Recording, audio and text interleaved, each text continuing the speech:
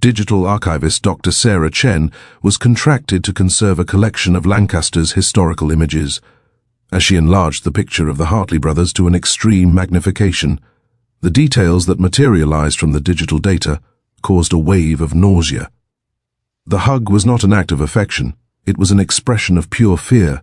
The minutiae concealed within that image were destined to unearth one of the most shameful hidden truths of Victorian England.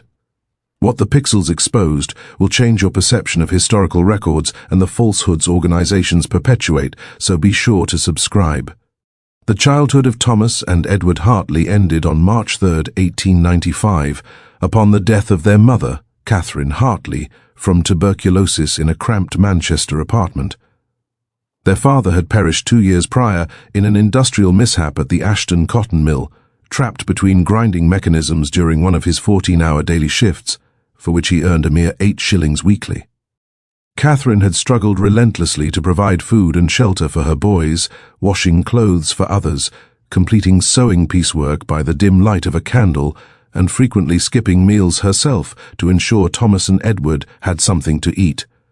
Yet tuberculosis is indifferent to self-sacrifice. By February of 1895, Catherine was too weak to work. Her breathing was labored. Her sister, Margaret Clark, arriving on March 2nd, discovered her emaciated and burning with fever, spitting blood into soiled cloths. "The boys," Catherine breathed out, clutching Margaret's hand in a feeble grip. "You must swear to me, do not allow them to be sent to the workhouse. I beg you, any alternative but that." Margaret gave her word.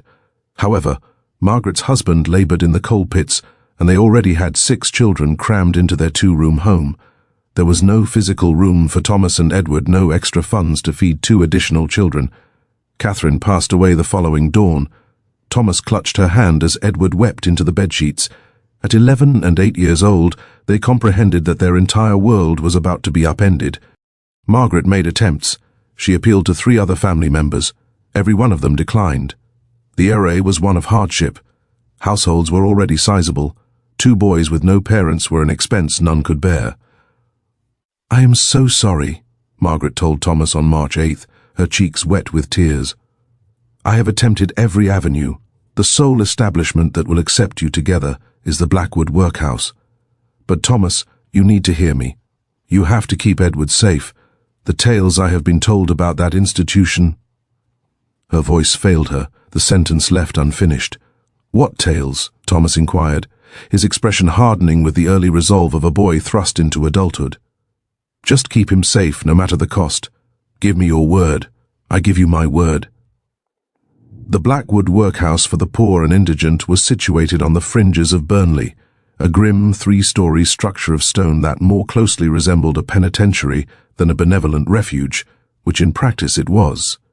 The workhouse framework was intended to offer lodging and sustenance for the impoverished. In truth, its design was deliberately so severe that individuals would strive to any length to evade it. The philosophy was that brutal circumstances would inspire the poor to seek employment and cease being a public liability. But Thomas and Edward were not grown men capable of finding work, they were merely boys, and Blackwood Workhouse, overseen by Master Harold Grimshaw, was known especially for its harsh treatment of the young. 3 individuals cautioned Margaret against sending them. Mrs. Porter, the local shopkeeper, took Margaret aside. "My cousin was employed there as a caretaker. She left after only 3 months, said she could not endure the treatment of the children, whippings for the most minor offences, meagre food portions, children made to labour for 12-hour stretches in the oakum shed, unravelling tarred rope until their fingertips were raw and bleeding." Father Davies from St. Mary's Church called upon Margaret at her home. "I implore you to think again about Blackwood. There are other facilities more distant, it is true, but they are less austere. Grimshaw governs that place with an iron fist. The previous year, 2 children perished there. The official register lists pneumonia and scarlet fever, but there were rumours, and Samuel Brooks, the coal delivery man for Blackwood, stated to Margaret plainly, 'Do not send those lads there unless your wish is for them to be shattered or in the ground.' I have watched children hauling coal, their limbs mottled with bruises. I have heard cries emanating from the disciplinary chambers. That place is not a house of Christian mercy. It is a chamber of torments with a scriptural passage mounted over its entrance. Yet Margaret was left with no other option. No other establishment would accept both siblings. Separating them seemed an even greater cruelty than sending them to Blackwood United. On March 10, 1895, Thomas and Edward Hartley were formally entered into the Blackwood workhouse. The admission document, kept in the Lanarkshire archives, notes 2 male children, aged 11 and 8, orphaned, no kin available for guardianship, allocated to Boys Ward C. Projected stay, indefinite. Neither boy would ever depart. A half-year following their arrival, the Blackwood workhouse received word of a scheduled visit from an inspector of the Poor Law Board. The master, Harold Grimshaw, was incensed. These inspections were meant to be surprises, but a contact at the board, likely that meddling reformer George Lansbury, had begun issuing warnings to permit the workhouses to present a suitable front. Grimshaw understood the implication. Conceal the evidence, make the children presentable, fabricate scenes of organizational benevolence. For the 3 days preceding the inspector's arrival on October 14th, the standard conditions at Blackwood were temporarily altered. The usual thin gruel was supplemented with real vegetables. The children received additional water for washing. The oakum shed, where the young inhabitants spent countless hours shredding old rope, ruining their hands in the process, was declared shut for maintenance.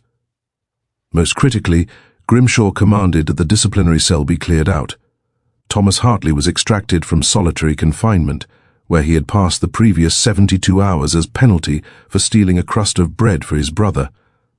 The attending nurse, Mrs. Abigail Stone, washed Thomas's face and inspected his arms. She drew a sharp breath. The boy's forearms were a canvas of bruises in shades of purple, yellow, and green, in different phases of healing. Marks the shape of fingers where he had been seized, and longer welts from cane strikes. "Keep your sleeves down," she whispered with urgency. "Fully down. Fasten the cuffs. Do not roll them up for any reason tomorrow. Is that clear?" Thomas gave a nod, his grey eyes empty. 6 months at Blackwood had conditioned him to comply without hesitation. Edward was in better physical state. Thomas had repeatedly intercepted punishments intended for his younger sibling, accepting beatings to shield the 8-year-old. But Edward was psychologically devastated. He rarely spoke. He started at any sudden movement. At night, he was plagued by terrors that made him shriek until Thomas quieted him. The inspector, Martin Whitmore, arrived at 10 a.m. on October 15th. He was a reasonable man, authentically worried about workhouse standards, but he was also overburdened, responsible for 23 such institutions across Lancashire. He had only 4 hours to spend at Blackwood before needing to catch a train to his next appointment. Grimshaw guided him through the cleanest dormitories, the healthiest-looking children, and the most modern equipment. Everything was a carefully orchestrated performance of administrative efficiency. "I would like to document the satisfactory conditions," Whitmore stated, "for my official review. Is a photographer on hand?" Grimshaw smiled. "It has already been arranged, Inspector. Marcus Webb is prepared in the main hall." Marcus Webb was a local photographic artist who undertook periodic commissions for organizations and commercial firms. He had photographed Blackwood on one prior occasion, 3 years earlier, and those pictures had been utilized in promotional materials to demonstrate to benefactors the good use of their donations. Grimshaw chose 10 children for the session, those who looked most robust, who could be relied upon not to weep or falter. Thomas and Edward were among them, dressed in their least soiled uniforms, their hair neatened, faces cleaned. "You two," Grimshaw commanded, pointing at the brothers. "Stand together. You," he motioned to Edward, "place your arms about your brother. Demonstrate for the inspector the strong fraternal bonds our nurturing setting fosters." Edward gazed at Thomas with panic-stricken eyes. Thomas gave a slight, almost imperceptible nod. "It is all right. Simply do as he says." Edward wound his arms around Thomas's middle and buried his face against his brother's chest. To Marcus Webb, peering through his camera's viewfinder, it seemed a touching scene, a younger sibling seeking solace from an elder. Marcus fixed his camera upon the tripod and fine-tuned the focus. "Remain perfectly still just like that. The exposure requires 8 seconds. The shutter clicked open. Thomas stood stiff and unyielding. Edward clung to him. Those 8 seconds would immortalize the moment for 124 years, 8 seconds that captured infinitely more than Marcus Webb's naked eye could perceive. Was informed that a representative from the Poor Law Board would be making a standard inspection. The master of the workhouse, Harold Grimshaw, was enraged. Such visits were intended to be surprises, but it seemed someone at the board, likely that do-gooding reformist George Lansbury, had begun providing advance warnings to allow facilities to put on a respectable appearance. Grimshaw understood the implications immediately. Conceal all proof of wrongdoing, make the children presentable, fabricate displays of organizational kindness. For the 72 hours preceding the inspector's arrival on October 14th, the normal operations at Blackwood were suspended. The typical thin porridge was enhanced with genuine root vegetables. The inmates were allotted extra water for cleansing. The oakum shed, where the children passed endless hours untwisting tar-covered rope, a process that left their hands shredded, was officially closed for maintenance. Most crucially, Grimshaw commanded that the correctional chamber be cleared. Thomas Hartley was pulled from the solitary confinement cell, where he had been held for 3 full days as retribution for filching a morsel of bread for his brother. The attending nurse, Mrs. Abigail Stone, wiped Thomas's face and examined his arms. She gasped quietly. The boy's lower arms were a patchwork of contusions in hues of violet, amber, and sickly green, all in different phases of recovery. There were impressions in the shape of fingers where he had been gripped violently, and longer, linear welts from strikes with a switch. "Pull your sleeves all the way down," she whispered with fierce urgency. "Secure the buttons at your wrists. Under no circumstances are you to roll them up tomorrow. Do you comprehend me?" Thomas gave a silent nod, his grey eyes vacant and distant. Half a year within Blackwood's walls had conditioned him to follow orders without a word of protest. Edward was in somewhat better physical shape. Thomas had consistently absorbed the penalties intended for his younger sibling, deflecting accusations and submitting to thrashings to shield the 8-year-old. Psychologically, however, Edward was broken. He communicated in barely a whisper. He recoiled from any abrupt motion. During the night, he was tormented by horrific dreams that caused him to wail until Thomas would clutch him tightly. Inspector Martin Whitmore appeared at 10 sharp on October 15th. He was a principled man, sincerely troubled by workhouse standards, but he was also severely overworked, tasked with assessing 23 such establishments across Lancashire. He had a mere 4 hours to dedicate to Blackwood before he was required to depart for his next scheduled inspection. Grimshaw escorted him through the most sanitized wards, presented the most adequately nourished children, and displayed the most recently acquired equipment. Every single element was a carefully constructed facade, a rehearsed theatrical performance designed to showcase administrative proficiency. "I would like to create a visual record of these commendable conditions for my official report," Inspector Whitmore stated. "Might you have a photographer on site?" Grimshaw offered a thin smile. "The matter has been seen to. Inspector Marcus Webb is presently awaiting us in the main assembly hall. Marcus Webb was a regional photographic artist who accepted periodic assignments from various institutions and commercial enterprises. He had taken pictures at Blackwood on one previous occasion, 3 years prior, and those plates had been employed in promotional booklets to illustrate to patrons the effective application of their charitable contributions.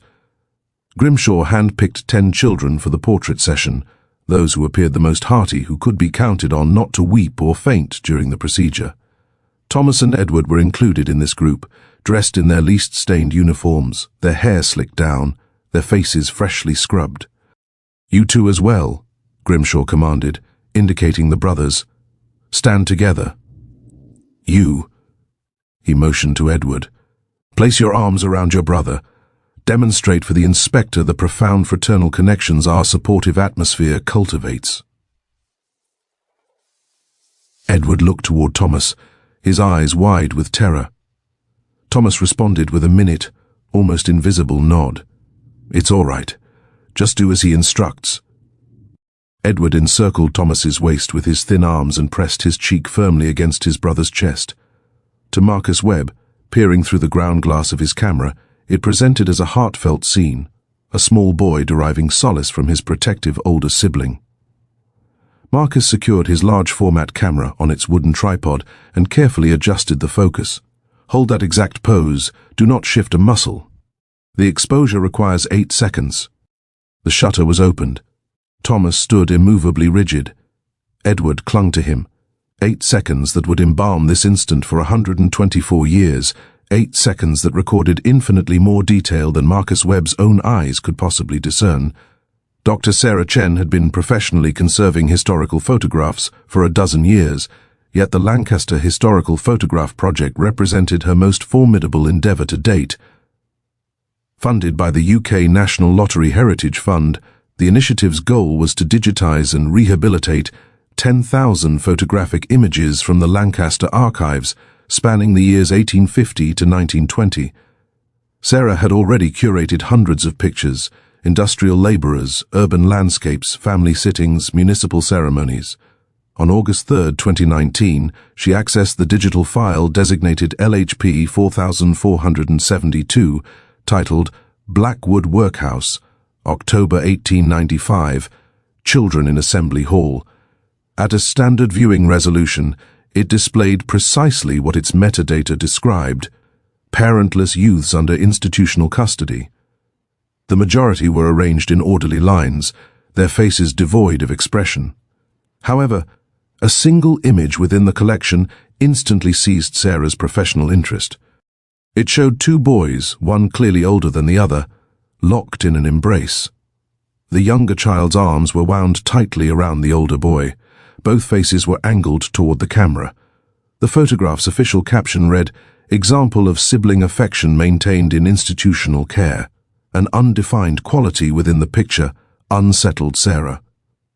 She could not immediately pinpoint the cause, merely a deep-seated intuition honed over years of scrutinizing countenances in aged portraits, a skill for interpreting subtle expressions that typically escape the average observer. She commenced the restoration procedure. Her initial steps involved the digital elimination of dust particles and surface imperfections using specialized applications, followed by meticulous adjustments to the image's contrast and definition. The original glass plate negative had been maintained in excellent condition, permitting the high-resolution scanner to extract a remarkable amount of visual information. Sarah enlarged the picture to 400%, then to 800%, then to 1600%. At 3200%, she began to perceive details that made her breath catch. The older boy's hands, hanging limply at his sides, were not in a state of repose. A distinct motion blur indicated a faint, persistent tremor. Even across the 8-second exposure, his fingers were visibly curled into tight fists, the knuckles standing out starkly white. At 6400%, the fabric of the boy's sleeves snapped into sharp relief. Dark, irregular stains were visible at the cuffs. Their color and texture were inconsistent with common dirt. Sarah, from her extensive experience with photographs from that era, recognized the distinctive appearance of long-dried blood. Upon magnifying the older boy's face to 9600%, the expression she had originally interpreted as solemn or resigned transformed into something completely different. The eyes were opened too wide, the jaw was clenched far too tightly. It was the unmistakable visage of an individual enduring acute physical distress while fighting to conceal it. At 12,800%, the absolute limit of her equipment's capabilities, Sarah focused on the boy's left forearm, where the sleeve had shifted upward by roughly half an inch during the long exposure. There, rendered with stunning clarity by the pixel-level analysis, were undeniable bruises. The dark discolorations, the clear imprint of fingerprints, and the distinctive patterning all pointed to a hand having gripped the flesh with brutal force. Sarah shoved her chair back from the workstation and hurried to the restroom, where she was physically sick. Returning to her desk with unsteady hands, she compelled herself to scrutinize the remainder of the image with the same forensic intensity. The younger boy's face, pressed against his brother's chest, was also devoid of relaxation. The muscles in his neck and jaw were taut with strain. His small hands were not merely resting, but desperately clutching the material of his brother's uniform. And there was another detail, one she nearly overlooked until she manipulated the digital lighting and perspective within her software. On the older boy's neck, just visible above the line of his collar, was a circular mark about 1 inch in diameter. the precise dimensions and shape of an injury left by the strike of a cane. Sarah accessed the historical documents linked to the photograph. The boys were formally identified as Thomas Hartley, aged 11, and Edward Hartley, aged 8. Brothers, admitted to the workhouse in March of 1895. A search of the Blackwood Records database revealed their fates. Thomas Hartley was listed as discharged, December 1895, with the notation absconded during night, not recovered. Edward Hartley was recorded as having died on November 21, 1895. The listed cause was pneumonia. The younger boy had perished just 6 weeks after the photograph was taken. Sarah Chen picked up her telephone and called the Lancashire Archives Historical Research Department. "I need to speak with someone regarding the Blackwood Workhouse," she said, her voice trembling. "I believe I have uncovered evidence of child maltreatment, and I suspect there has been a deliberate concealment of the truth for 124 years. Sarah Chen's phone call initiated a formal investigation that would engage a team of 6 researchers for the next 8 months. The Lancaster Archives held comprehensive records from Blackwood Workhouse, admission registers, financial accounts, death certifications, official correspondence, and inspector reports. However, these authorized documents collectively portrayed a narrative of institutional efficiency and proper conduct. It was the unofficial records, papers that had been incorrectly filed, neglected, or intentionally concealed, that revealed an alternate reality. Dr. Robert Ashford, the senior archivist at Lancaster Archives, had 3 decades of experience with these records. The moment Sarah presented him with the magnified image, his immediate reaction was, "I must retrieve the inquiry files." "What inquiry files?" Sarah asked. In 1896, a parliamentary inquiry was convened to investigate conditions at several Lancashire workhouses, Blackwood among them, he explained. It was prompted by a sequence of anonymous letters sent to the social reformer, George Lansbury. Officially, the inquiry's findings were inconclusive, but the witness testimonies were placed under seal for a century. They became accessible to the public in 1996. No one has examined them in any depth since then. Robert retrieved Box 47J from a secure storage area.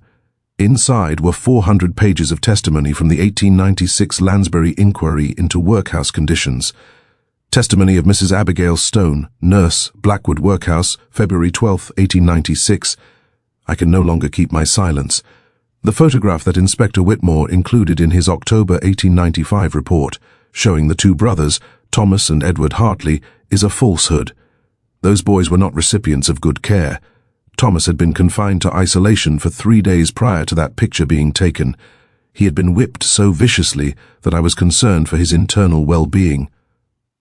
Mr. Grimshaw directed me to make him presentable and to ensure that the bruising was not visible. Edward, the younger of the 2, lived in a state of perpetual fear. He scarcely ate. He was afflicted with night terrors each evening. Thomas shielded him wherever possible, accepting chastisements intended for Edward.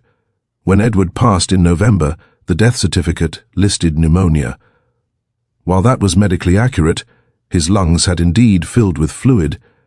The pneumonia was a direct consequence of chronic malnourishment, prolonged exposure to the cold, and the critically debilitated condition of a child who had been methodically mistreated for 8 months. Testimony of Samuel Brooks, coal delivery worker.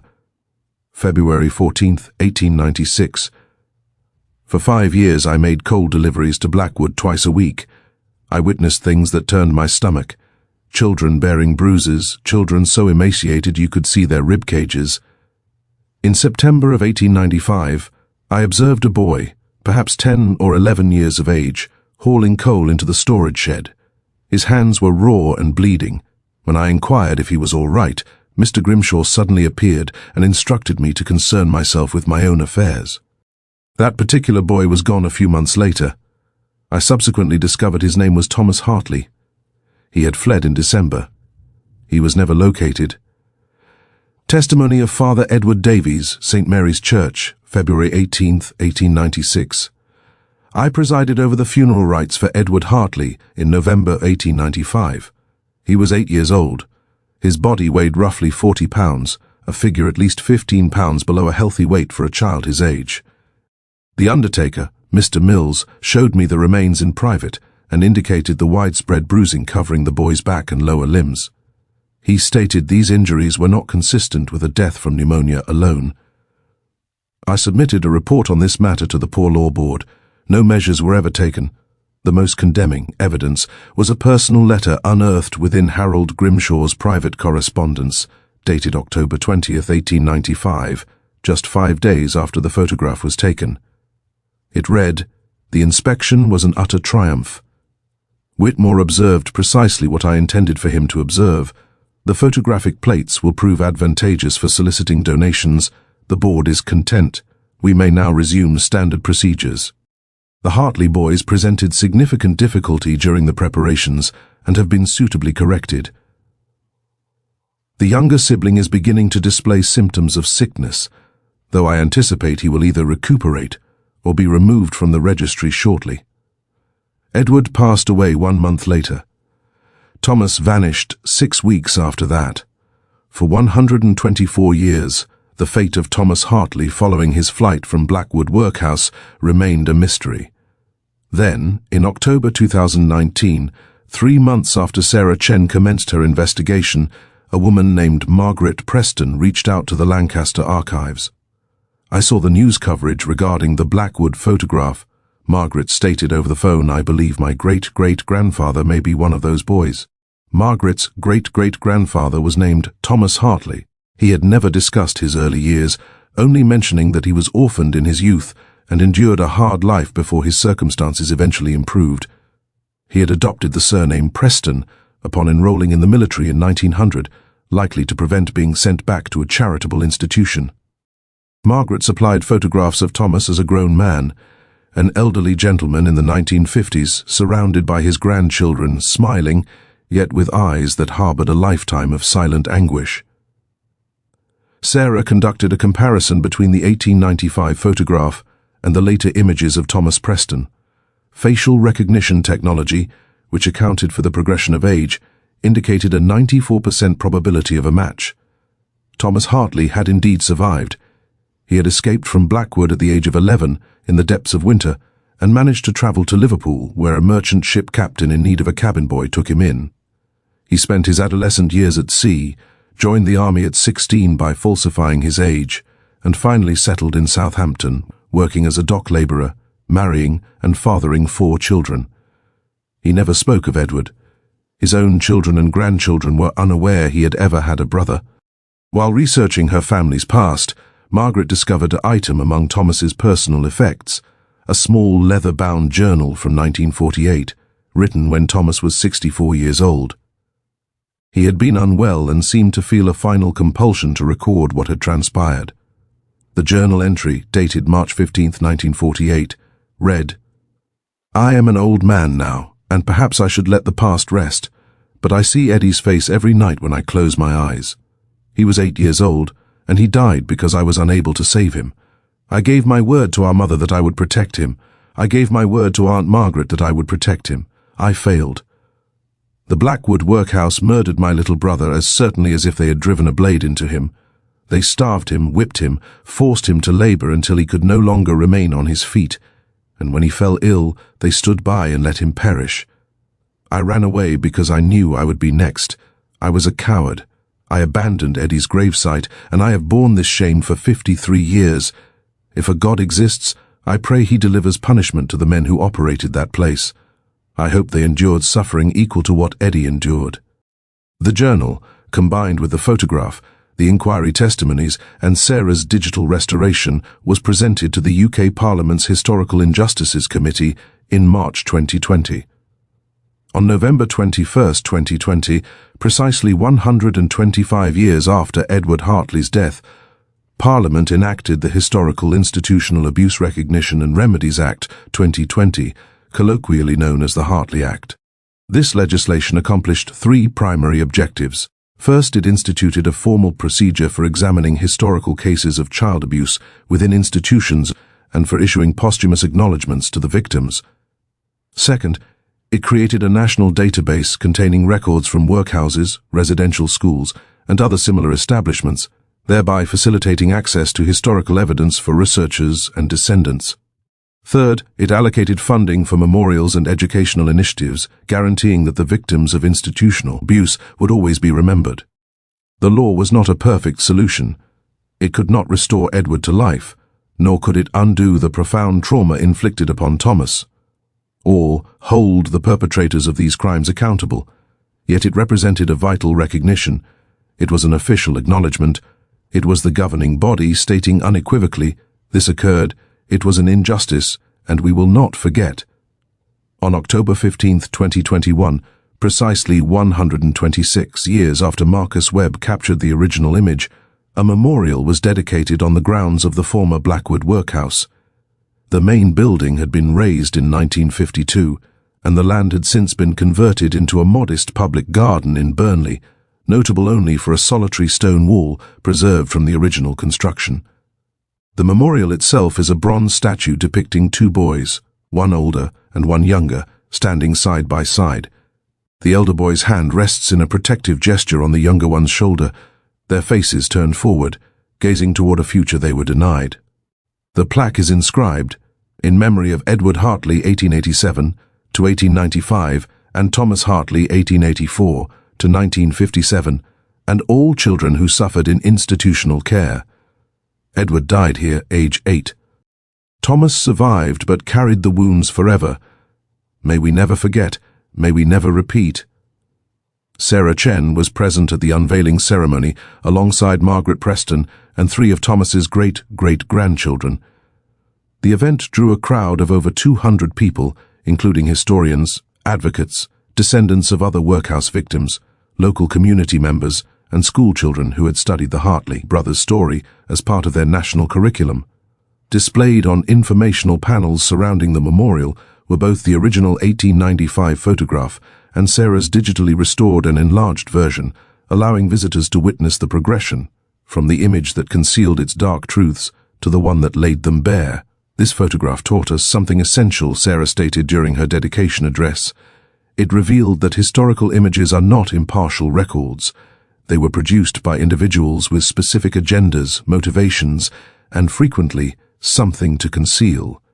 The Victorian period bequeathed to us thousands of pictures from orphanages, workhouses, and other institutions, all depicting clean, orderly children in controlled settings. How many of those photographs are fabrications?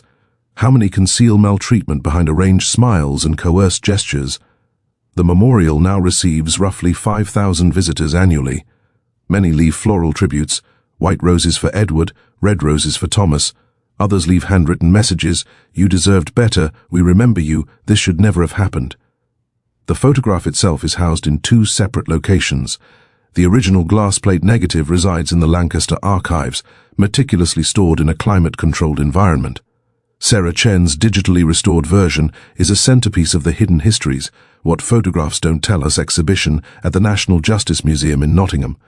The exhibit provides comprehensive explanations of the restoration methodology, demonstrating how modern technology can uncover details that contemporary eyes either missed or chose to ignore. It has become one of the museum's most attended displays, especially for student groups studying Victorian social history.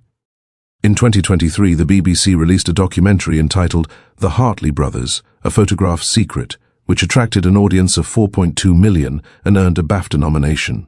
The film featured interviews with Sarah Chen, Margaret Preston, historians, and digital forensics specialists who elaborated on how pixels can preserve evidence of wrongdoing long after those responsible have passed away. Thomas Hartley died in 1957 at the age of 73, encircled by loving children and grandchildren. He had constructed a fulfilling life from a foundation of profound tragedy. Yet, as his great-great-granddaughter Margaret Preston expressed during the memorial unveiling, capturing the profound depth of the loss, "My great-great-grandfather physically survived Blackwood, but a part of him perished there alongside Eddie. He carried that psychological injury for 62 years. He never discussed it. He never found healing." This memorial is not only for Eddie, who died, it is for Thomas, who survived but never truly got away, and it is for all of us who bear the inherited trauma of the injustices inflicted upon our forebears under the guise of charity. Edward Hartley was 8 years old when he died. He loved his brother. He was frightened of the dark.